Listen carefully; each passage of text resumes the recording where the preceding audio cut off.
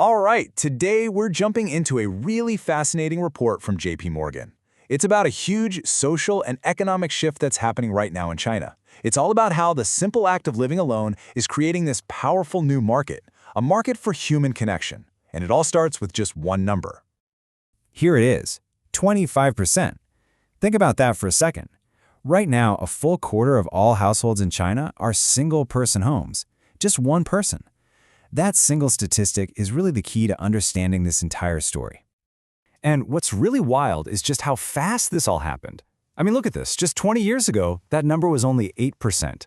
To leap all the way to 25% today, well, that shows you how quickly solo living went from being pretty rare to totally mainstream. This isn't a slow-moving trend, it's a demographic sprint. Okay, so let's start with the foundation for all this. China's solo living boom. And you know, this is way more than just a statistic. It's a deep, profound shift that is literally reshaping Chinese society and, of course, its economy. To give you a sense of the sheer scale here, by 2020, we're talking about almost 9% of the entire population living by themselves. But here's the kicker. That number doubled in just one decade, from 2010. The speed and size of this change is just, wow. Now, you might be wondering, who exactly is driving this? And what's so interesting is that it's not just one group. Yeah, you see a huge jump among people 65 and older, but check this out. The fastest growth is actually coming from young adults, especially those between 25 and 29. So this solo living boom is happening at both ends of the age spectrum. So what happens when a massive demographic trend like this takes over? Well, it creates economic ripples. And in this case, it's given rise to something totally new, what JP Morgan has dubbed the not alone economy. This is basically the point where our fundamental human need for connection becomes a real economic force. So what is it exactly? Well, the not alone economy is pretty much all the industries and services that have popped up to help people feel more connected. They're not just selling you a product, they're selling experiences, community, and really a solution for loneliness. And this isn't some niche idea.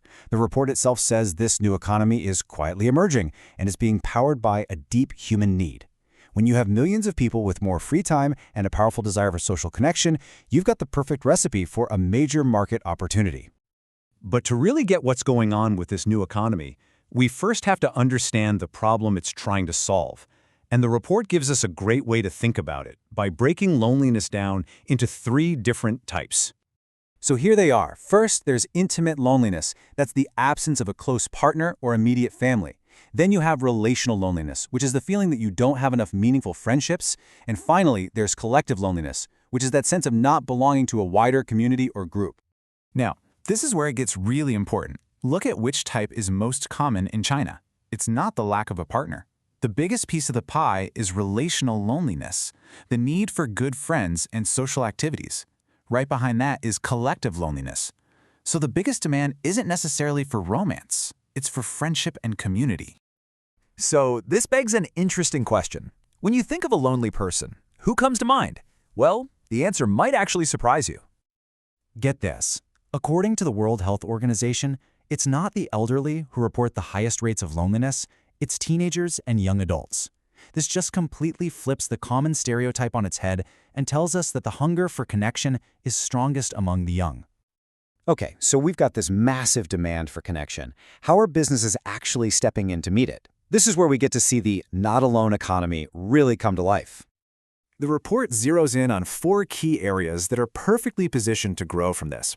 We're talking sports, live events and travel, social media, and gaming. Basically, any industry that helps people connect and share experiences. Let's take a look at sports first. The demand for community through sports has just exploded. I mean, think about this. In 2024, over 7 million people participated in marathons in China. At the same time, the number of amateur tennis players jumped 28% in just 3 years. And then there's this one. Participation in winter sport grew by an incredible 260%. This is a massive surge of people looking for shared activities. And maybe nothing captures this better than the Village Super League. It was this grassroots football league that just became an online sensation. But it was so much more than sports. It was this amazing blend of football with local food, cultural events, and tourism. It built an incredible sense of community and ended up generating over $1 billion in revenue. And what about that need for intimacy? Well, sure, traditional dating apps are still growing, but technology is opening up all these new frontiers. We're seeing the rise of what are called otome games. They're basically video games where you pursue a virtual romantic partner. And we're even seeing AI companions. It's all designed to fill that void in some really new and different ways. Okay, so let's pull all this together and look at the big picture. What does this massive trend really mean as we look ahead? Here are the main things to take away. First, our fundamental human need for connection is now a huge economic engine. It's that simple.